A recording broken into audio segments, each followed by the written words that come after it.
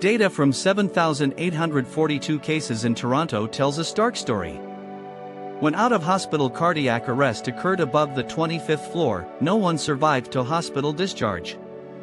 Above the 16th floor, survival was just 0.9%. Below the 3rd floor, it was 4.2%. The problem isn't treatment quality. It's the physical delay, elevator waits, security gates, hallway traversal, the vertical response time that kills. In out-of-hospital cardiac arrest, time to defibrillation directly determines survival. Each 1-minute delay reduces survival by 7 to 10%. In high-rise buildings, this delay is structurally built in. If the AED sits in the lobby, defibrillation for a 30th floor resident is virtually impossible. Chan's 2017 study used mathematical modeling to optimize AED placement in high-rise buildings. Mounting AEDs in elevators or distributing them across floors dramatically reduces time to defibrillation. Conventional horizontal placement strategies simply don't work in vertical cities.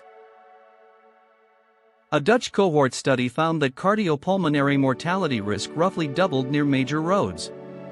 In the U.S. Nurses' Health study of 107,130 women, the hazard ratio for sudden cardiac death within 50 meters of a major roadway was 1.56. Chronic exposure to PM2.5, black carbon, and NO2 drives systemic inflammation and accelerated atherosclerosis.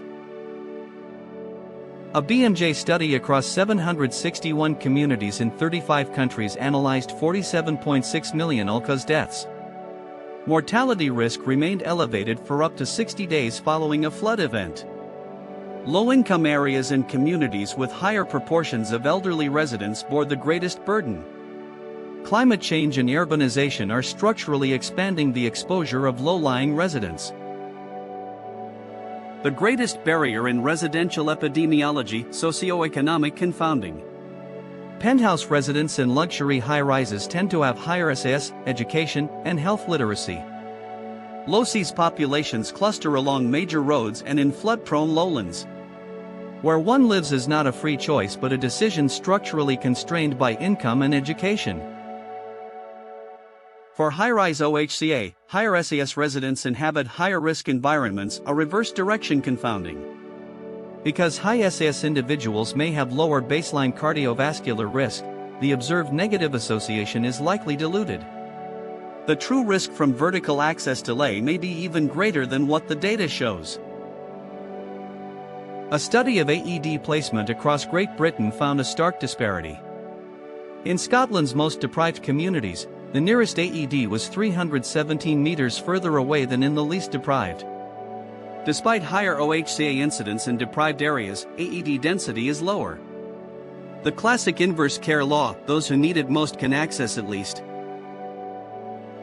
Floor-distributed AEDs in high-rises. Public health setback standards from major roads. Flood hazard mapping that addresses the vulnerability of low-lying, elderly, and low SES populations. Residual confounding cannot be eliminated, but urban design guided by the precautionary principle is the only defensible path.